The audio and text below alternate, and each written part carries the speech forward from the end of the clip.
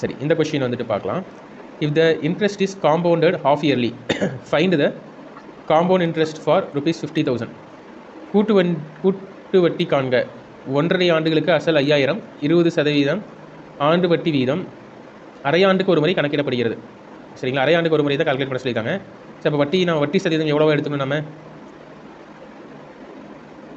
Divided by 2 போட்டோம்னா 10%. இது 1.5 ஆண்டுகள்ங்கும் போது எவ்வளோ அரை ஆண்டுகள் இருக்குது? 3 அரை ஆண்டுகள் இருக்குது. ஸோ ஹாஃப் இயர்லிஸ் இருக்குது.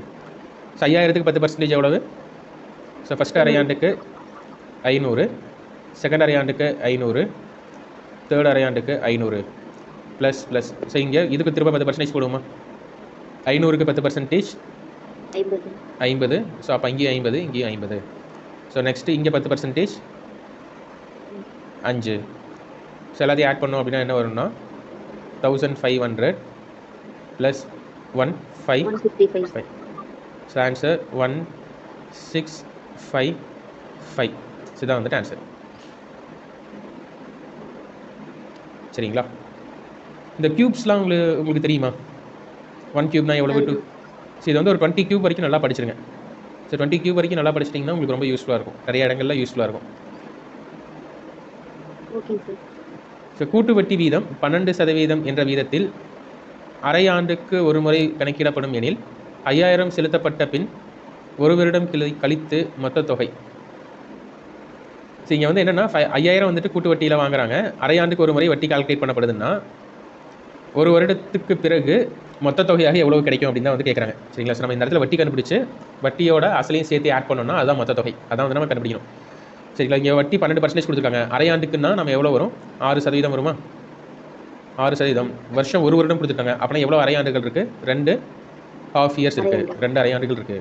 ஸோ 5000க்கு 10% எவ்வளவு? 500. 5% 5%. ஸோ 250. 1% எவ்வளோ வரும்? 50ங்களா? ஸோ 300 வரும். ஸோ இப்போ ஃபஸ்ட்டு ஹாஃப் இயருக்கு ஆன்சர் வந்து என்னென்னா, ஃபஸ்ட்டு ஹாஃப் இயருக்கு 300 ரூபா வரும். ஸோ ரெண்டாவது ஹாஃப் இயருக்கு 300 ரூபா வரும். ப்ளஸ் இந்த 300க்கு 6% வந்து கண்டுபிடிக்கணும். ஸோ 300க்கு 10% 18 போட்டு 6% வந்துருங்க சார். ஆமாம். ஸோ 10% வந்து பார்த்தீங்கன்னா 3, 1% 30, 1% வந்து 3, 1% 3னா 6% 18 வரும். 618. ஸோ நெக்ஸ்ட்டு காலாண்டுக்கு ஒரு முறை கால்குலேட் பண்ணுற மாதிரி வரக்கூடிய சம்ஸு. ஸோ 9 மாதங்கள் கொடுத்துருக்காங்க. 9 மாதங்கள்னா எவ்வளவு? 3 மாதங்கள் இருக்குது. எவ்வளவு கால ஆண்டுகள் இருக்குது? 3 காலாண்டு. ஸோ 3 காலாண்டுகள் இருக்குது. ஸோ அப்போ இதுக்கு 16%ங்கிறது வந்து பார்த்தீங்கன்னா ஒரு வருஷத்துக்கு, காலாண்டுக்குன்னா டிவைடட் பை 4 போடணுமா? அரையாண்டுன்னா ஆஃப் போடுவோம், இங்கே 4 போடுவோம். அப்போ ஆன்சர் இங்கே வட்டி வந்து எவ்வளோ பர்சன்டேஜ்னா 4%. ஸோ அப்போ 15, 6, 20, 25க்கு 4% நம்ம கண்டுபிடிக்கணும். சரிங்களா, ஸோ 10% வந்து எவ்வளோ வரும்? 156. 1% 156.25. இதுதான் 1%. ஸோ அப்போ 4% என்ன வரும்னா இன்ட்டு 4 போட்டுக்கலாமா? ஸோ 4% என்ன வரும்? ஸோ இன்ட்டு 4 போட்டோம்னா 100க்கு மட்டும் 4 போட்டோம்னா என்ன வருங்க? 400. 50க்கு மட்டும் 4 போட்டோம்னா 200. 6 இன்ட்டு 4 போட்டோம்னா 24. 0.25 இன்ட்டு 4 போட்டால் 1 வரும். ஸோ 5, 2, 625. ஸோ அப்போ ஃபஸ்ட்டு குவார்ட்டருக்கு எவ்வளோ வரும்னா 625 வரும். செகண்ட் குவார்ட்டருக்கும் 625. தேர்டு குவார்ட்டருக்கு 625. ஸோ ப்ளஸ் என்ன பண்ணணும் நம்ம இந்த இடத்துல வட்டி போடுவோமா? ஸோ 4% கண்டுபிடிப்போம்.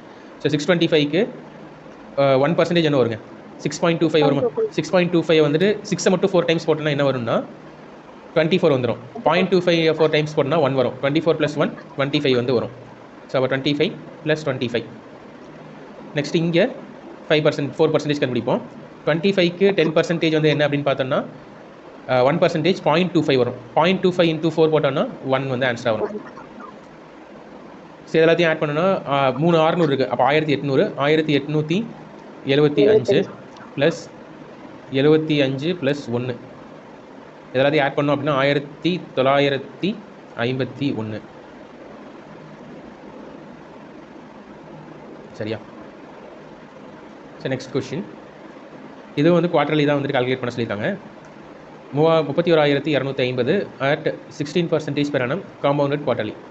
31,250க்கு ஆண்டுக்கு 16% என்ற வீதத்தில் 9 மாத காலாண்டில் கூட்ட வட்டியாக எவ்வளோ வரும்? ஸோ இதுவும் வந்து பார்த்திங்கன்னா 4% தான், 3 காலாண்டுகள் இருக்குது.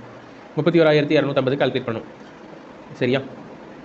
ஸோ அப்போது 10% வந்து பார்த்திங்கன்னா 3,125 வரும். 1% 312.5. ஸோ 4% தானே வேணும், இன்ட்டு 4 போட்டுக்கலாம். ஸோ 300 வந்து 4 தடவை போட்டோம்னா 1,200 வரும். 10 4 தடவைன்னா 40, 2 4 தடவைன்னா வந்து பார்த்திங்கன்னா 8, 5 0.5 4 தடவைன்னா 2 வரும்.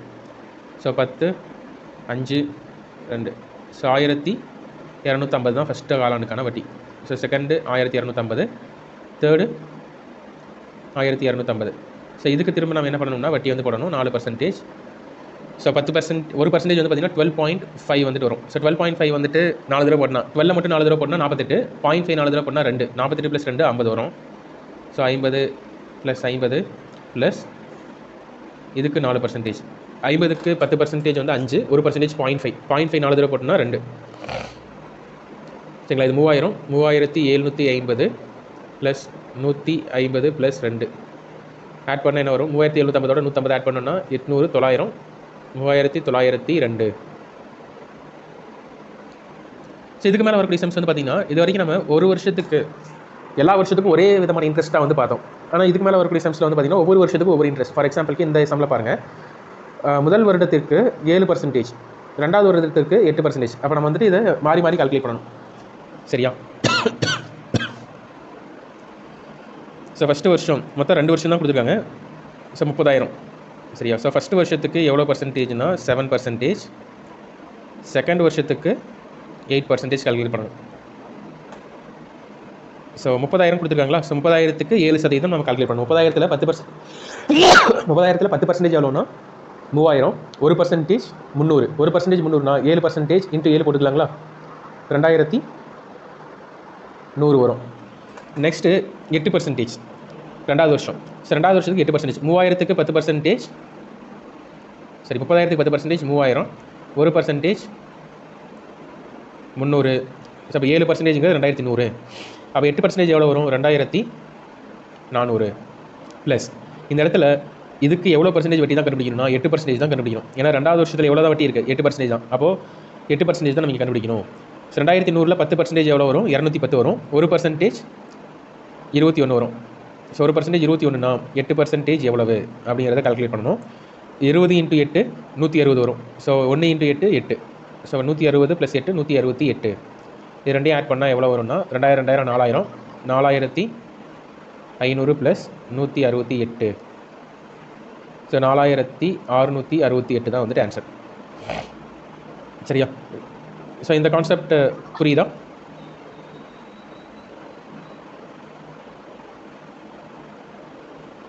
ஸோ இது 3 ஆண்டுகளுக்கு கொடுத்துருக்காங்க.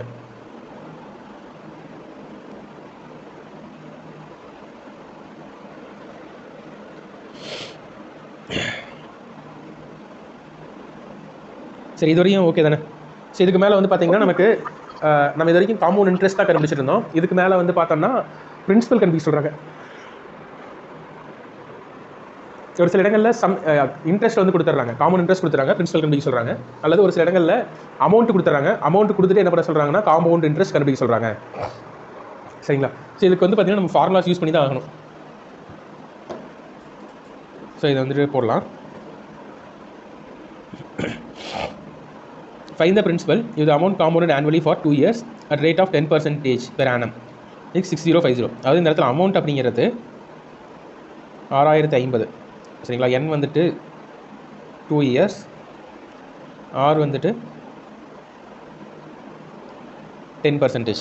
ஸோ அப்போ a is equal to p into 1 plus r by 100 whole power n. இந்த ஃபார்முலா தான் வந்துட்டு போடணும். a வந்துட்டு எவ்வளவு? 6,050 equal to P into R எவ்வளோ கொடுத்துருக்காங்க? 10%. ஸோ இந்த இடத்துல 10 போட்டோம்னா 1 + 10/100 whole square. So equal to P into, so 0 0 cancel ஆயிருமா? So 10 11 11/10 whole square. ஸோ இதுதான் வந்துட்டு 6050க்கு ஈக்குவலாக இருக்கும். சரியா? ஸோ இப்போ 6050 into 10 into 10 divided by 11 into 11 இதை போட்டோம்னா நமக்கு பிரின்சிபல் எவ்வளோன்னு கிடைச்சிடும். ஸோ 11 5s are 55, திரும்ப ரிமைனிங் 5 இருக்கும் 55. So 11 50s are. So 50 into 10 into 10 எவ்வளோ வரும்னா 5000 வரும். சரியா? ஸோ இந்த ஃபார்முலா படி நம்ம போட்டோம்னா காம்பவுண்ட் இன்ட்ரெஸ்ட்டில் ஃபஸ்ட்டு வருஷம் 10% இன்க்ரீஸ் ஆகுது, செகண்ட் வருஷம் 10% இன்க்ரீஸ் ஆகுது. அப்போ மொத்தமாக எவ்வளோ பர்சன்டேஜ் இன்க்ரீஸ் ஆகிருக்கும் காம்பவுண்ட் இன்ட்ரெஸ்ட்டில் அப்படின்னு நம்ம வந்து இந்த ஃபார்முலா வச்சு பார்க்கலாம். ஸோ ப்ளஸ் ஆர் மைனஸ் ஏவா? ஸோ ப்ளஸ் 10, ஏன்னா இன்க்ரீஸ் ஆகுது காம்பவுண்ட் இன்ட்ரெஸ்ட் பொறுத்தளவு. மறுபடியும் plus 10 plus 10 into 10 by 100. So இதெல்லாம் கேன்சல் ஆயிரும். அப்போ 20 + 1 21. சரி, டோட்டலாக வந்துட்டு நமக்கு எவ்வளோ இன்க்ரீஸ் ஆகிருக்கு, எவ்வளோ பர்சன்டேஜ் இன்க்ரீஸ் ஆகிருக்கு? சரி, ஃபஸ்ட்டு வருஷம் 10% இன்க்ரீஸ் ஆகி செகண்ட் வருஷம் 10% இன்க்ரீஸ் ஆச்சுன்னா டோட்டலாக எவ்வளோ பர்சன்டேஜ்னு பார்க்கும்போது 21% இன்க்ரீஸ் ஆகிருக்கு. சரியா? ஸோ 21% இன்க்ரீஸ் ஆகிருக்கு அப்படிங்கிறது தான் நமக்கு இதுலேருந்து தெரிய வருது. சரி, இப்போ வந்து பார்த்தோம்னா இப்போது ஃபஸ்ட்டு இயரில், அதாவது நமக்கு முதல் போடுறது 100 ரூபா போட்டோம் அப்படின்னா, முதல் போடுறது 100 ரூபா நம்ம போட்டோம்னா நமக்கு எவ்வளோ பர்சன்டேஜ் வட்டி கிடைக்கும்? டோட்டலாக 21%. அப்போ எவ்வளோ வட்டிங்க? 100ல் 21%, 21 ரூபா. அப்போ எனக்கு அசலாக மொத்த தொகையாக எவ்வளோ கிடைக்கும்னா 121 கிடைக்கும். சரியா? ஸோ அப்போ 121ங்கிறது தான் இந்த இடத்துல 6050. ஓகேவா? ஸோ 121ங்கிறது 6050. அப்போ 100ங்கிறது தான் நம்மளுடைய அசல். இதுதான் அமௌண்ட்டு. ஸோ 121ங்கிறது 6050. ஸோ 11 கேன்சல் பண்ணால் 11 இது 5 550. ஸோ 1 50. ஸோ அப்போ ஒரு பகுதிங்கிறது எதுக்கு ஈக்குவலாக இருக்குது? 50க்கு ஈக்குவலாக இருக்குது. அப்போ 100 பகுதிங்கிறது 50 இன்ட்டு 100க்கு ஈக்குவலாக இருக்குமா? 5000.